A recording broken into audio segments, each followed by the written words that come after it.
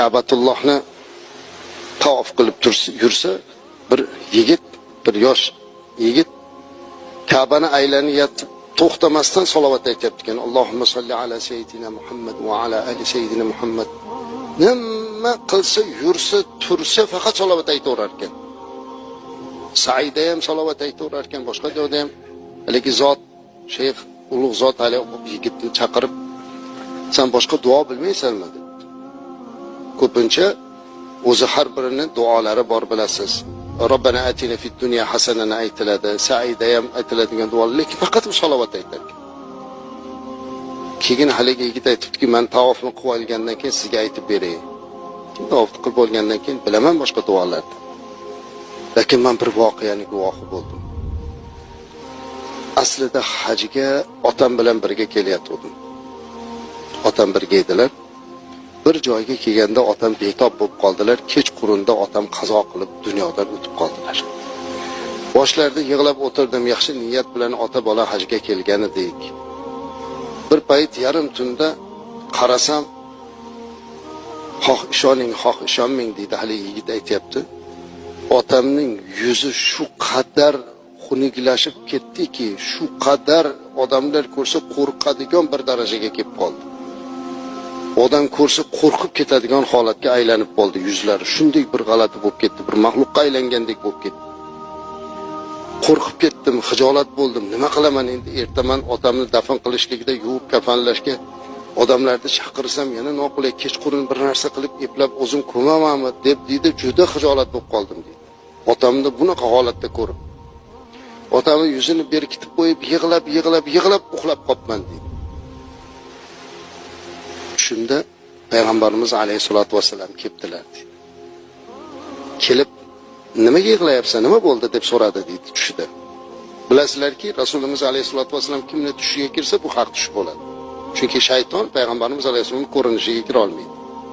Rasululloh sallallohu alayhi vasallam o'zlari aytganlar, kimni men tushiga kirsam, demak men haqiqatda kiribman, chunki shayton meni tushimga kira olmaydi deganlar.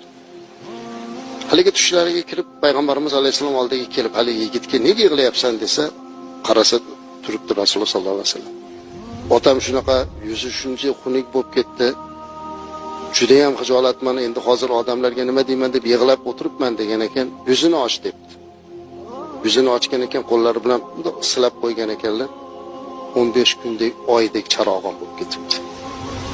Haligi yigit hayron bo'lib, "Buni siri nimada?"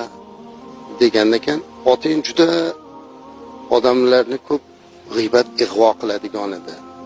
Ko'p gunohkor, ko'p gunohlar qilgan edi.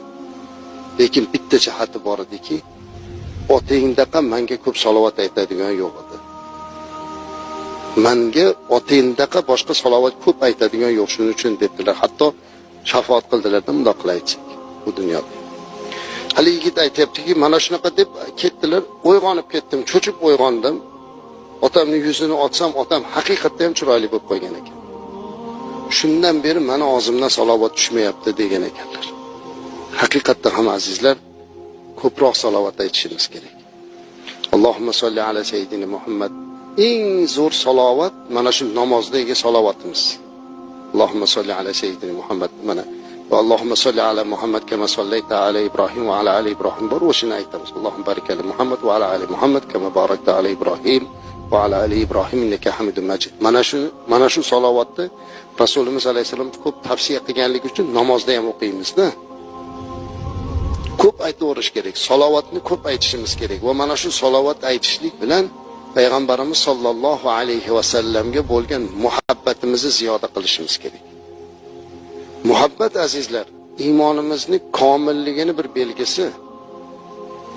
Bu zarur narsa, chunki payg'ambarimiz alayhi salatu vasallam la yu'minu ahadukum hatta akuna ahabba ilayhi min walidihi wa waladihi wa min jami'in nas deganlar. Sizlar meni ota-onangizdan ham ko'ra, shirindan shakar farzandlaringizdan ham ko'ra, butun insoniyatdan ko'ra ko'proq sevmas ekansiz, iymoningiz mukammal bo'lmaydi deganlar. Shunaqa darajada sevish kerak. Payg'ambarimiz alayhisolatu vasallamga oddiygina muhabbat qilib bo'lmaydi. Muhabbat degani nima degani?